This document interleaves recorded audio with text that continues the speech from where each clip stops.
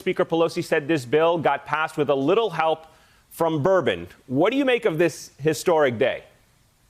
It's an incredible accomplishment, and I think it's a real testimony to the leadership, certainly of Majority Leader Schumer, Speaker Pelosi, but also of Joe Biden. I mean, his approach to this, his hands-on approach, working with all of the senators, this is not easy.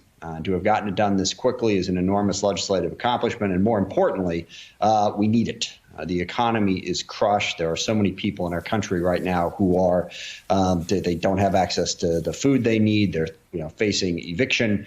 They need this support to deal with the economic impacts of the pandemic. And we also need this money to help bring us to the end of the pandemic, to get the vaccines out and to give the health care support we need to get it done. So it is a great day for the country, and I don't say that lightly. Yeah, and it's certainly a milestone on so many different fronts as well, with the vaccine rollout continuing. Let's widen the conversation for a moment, Congressman, because I want to ask you about one of the many challenges that remain before President Biden, and that is rewriting the current rules of warfare. The White House supports repealing and replacing the authorizations for the military use of force, also known as AUMF.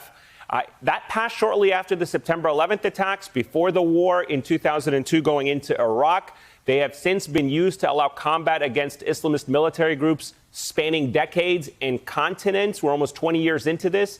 Brown University's Cost of the War project, which attempts to account for the toll of post-9/11 wars and related violence, has measured over 800,000 people killed, over 300,000 people displaced, and a price tag of over $6.4 trillion. I know that you and the president both agree that something has to be done to update the AUMF. I'm curious to get your thoughts. What happens now? Have you had any conversations with the White House about specific proposals? I have, yes. And this is not just about updating the AUMF.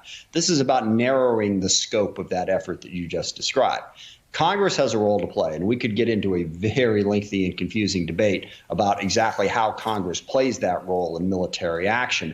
But the important thing here is the outcome. Well, what does the military wind up doing? I think the AUMF is a vehicle for the Congress to express to the president how we want to see that narrowed. But then the president himself has to make those decisions. Many times the president has gone around Congress after we have said that we don't want to do something militarily. So we need to narrow the scope of this effort.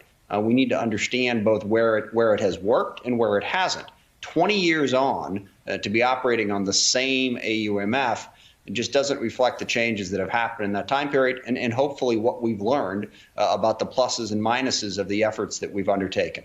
I want to ask you, sir, something as well, foreign policy related. Today, a Saudi court denied a women's rights activist, Loujain al-Hathloula, an appeal on her sentence for which she served over 1,000 days in prison and is now subject to a 5-year travel ban, among other restrictions. Critics call it an effort by the Saudi kingdom to silence activists through these prolonged sentences.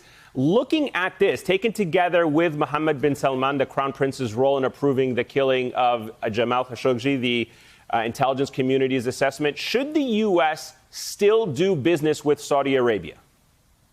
Well, I think President Biden has taken steps that President Trump did not take. First of all, he has acknowledged that MBS is responsible for the killing and has sanctioned a number of people and a number of entities associated with Saudi Arabia. So he has responded to it. But when you bring the question down the way you did, should we still do business with Saudi Arabia?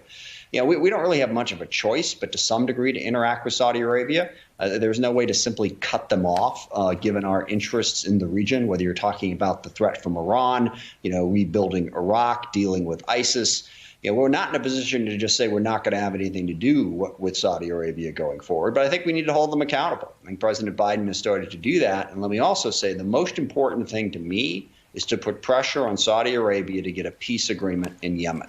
That is what we need to be focused on. So I think we should have a very clear-eyed approach to our relationship. Look, Mohammed bin Salman has made it clear. He is focused on an iron grip control of Saudi Arabia. He wants to have a very strong authoritarian regime with him in charge. And we need to deal with that. But as I said, there are other interests. We're going to interact with them. But I think we need to hold them accountable and put pressure on them, especially for what's going on in Yemen. Thank you. Thank you. Thank you. Thank you very much. Thank all of you out there. Thank you as always. Thanks to at home. Thanks for watching. Thank you so much for letting us into your homes during these extraordinary times.